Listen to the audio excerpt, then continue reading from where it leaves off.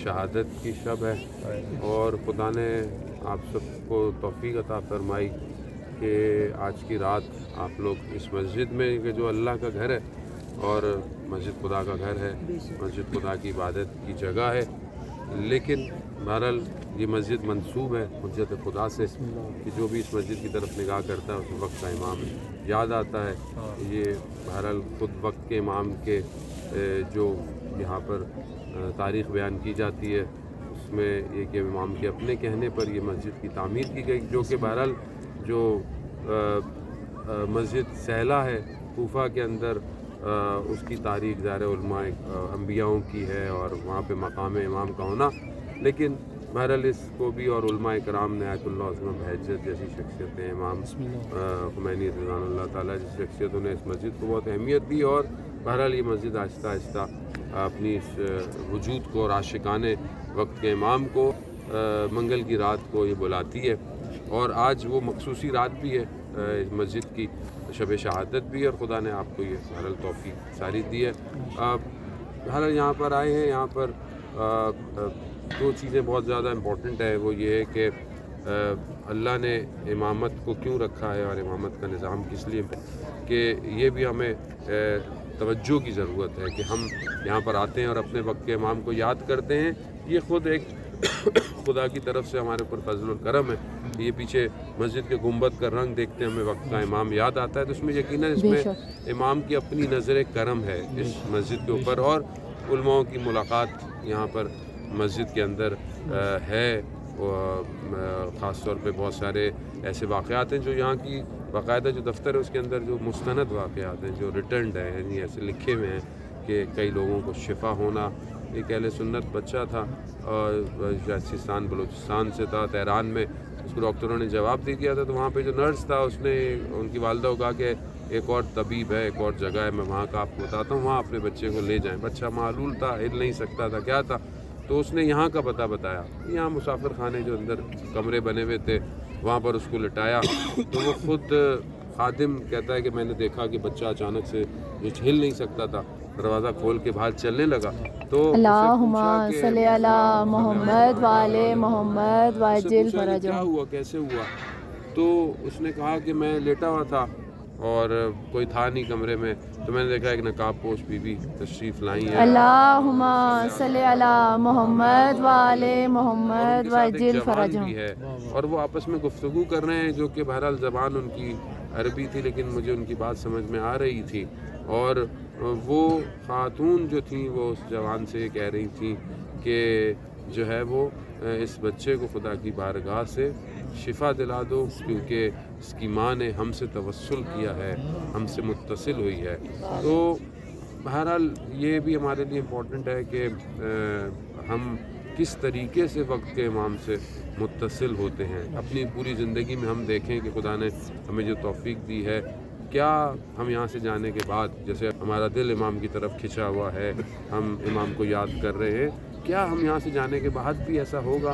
क्या जब हम अपने घरों में वापस जाएंगे, अपनी ज़िंदगी में रोज़मर्रा में जाएंगे, क्या हम इमाम को भूल जाएंगे या हम इमाम को याद रखेंगे? तो हम कम से कम कोई एक ऐसी चीज़ लेके जाएं, कोई एक ऐसा अमल लेके जाएं कि जो हम रोज़ अंजाम दें, जिसमें से एक चीज़ जो बहुत आसान सी है, वो रोज़ अपने इमाम की सलामती का सदका देना है। क्योंकि जब तक हम अपने माल से, अपनी जान से अपने इमाम के लिए कोई कदम नहीं उठाएंगे तो कैसे लगेगा कि बेबी अंता व उम्मी व रूही लकल फ़िदा, मेरे माँ बाप आप पर फ़िदा हों, मेरी जान आप पर फ़िदा, मेरी औलाद।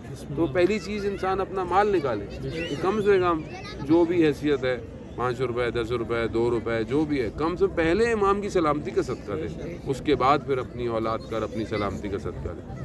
दूसरी चीज़, कोई एक अमल रोज़ ऐसा करे कि जिससे वो अपने इमाम से अहद करे, और वो काम सुबह होना चाहिए।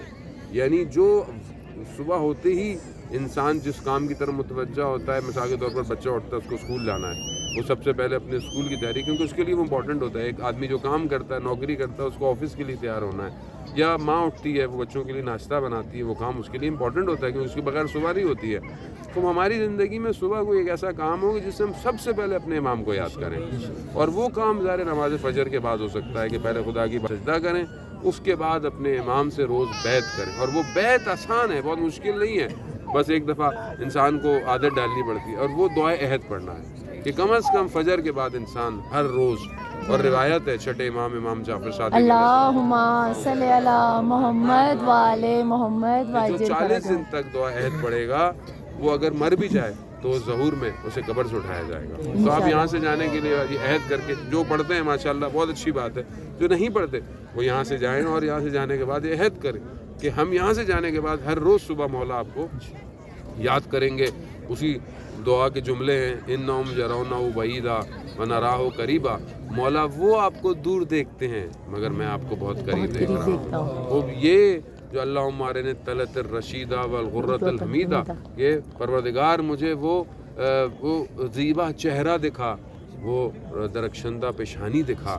وہ ظاہر ہے انسان دنیا کو دیکھے اور اس یوسف زہرا کو نہ دیکھے تو انسان کی زندگی ادھوری ہے.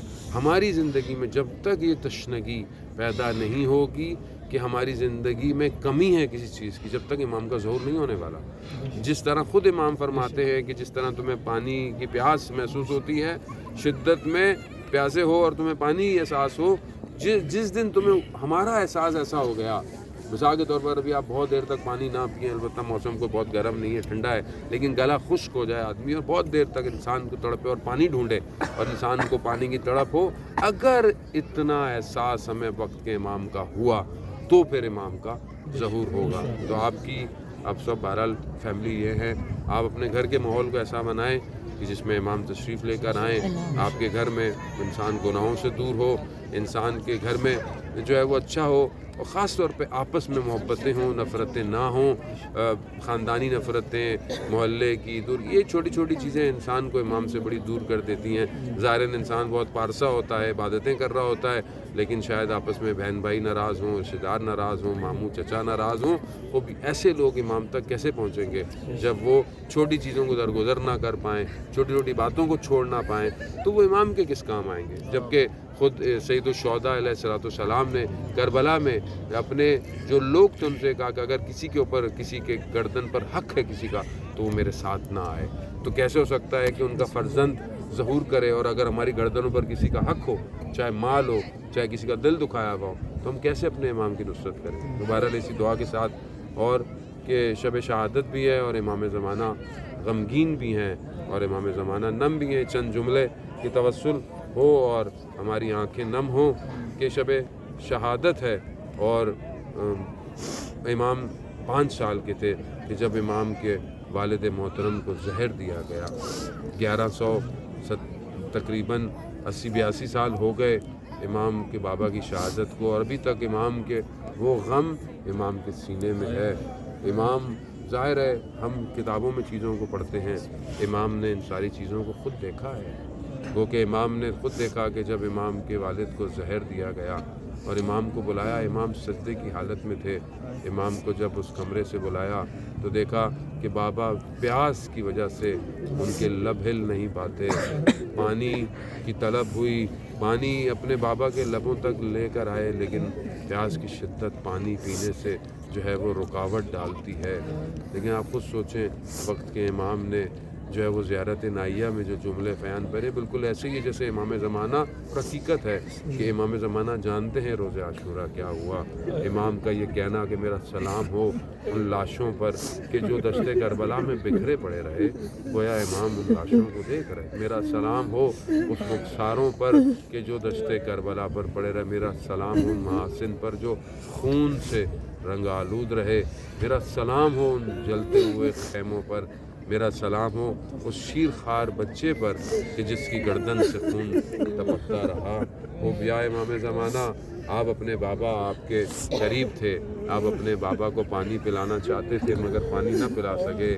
مگر سلام ہو آپ کے جد پر کہ جو پیاسے تھے اور ان کی گردن کو ان کے تن سے جدا کیا, اور ان کا بیٹا بیمار تھا, آپ نے اپنے بابا کو غسل دیا, کفن دیا. یا امام زمانہ مگر آپ کے جد کا بدن 3 دن تک دشتے کربلا کی خاک کو کھاتا رہا. الا لعنت اللہ علی القوم الظالمین وسیعلم الذین ظلموا ای منقلب ینقلبون. پروردگار امام زمانہ کے ظہور میں تعجیل عطا فرما. الہی ان آمین. کے ناصروں ان کے مددگاروں میں شمار فرما. الہی آمین. جو بھی یہاں موجود ہیں پروردگار ان کی جائز خواہشات کو پورا الہی فرما. آمین. جو مقصد اور جو دعائیں لے کر تیری بارگاہ میں پروردگار آئے انہیں پورا فرما. الہی ہمارے آمین. امام کو ہمارے اعمال سے راضی فرما. الہی ہم آمین. خطاکار ہیں، ہم گناہ گار ہیں پروردگار، ٹوٹے پھوٹے اعمال ہیں.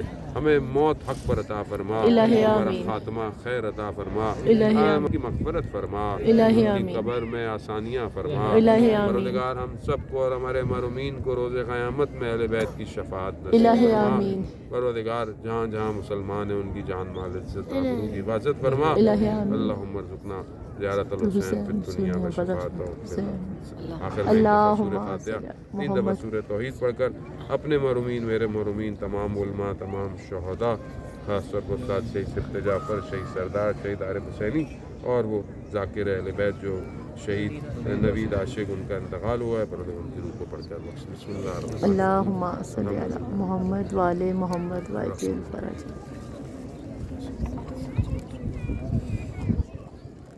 ایک دفعہ کیا پڑھنا ہے؟ ایک دفعہ کیا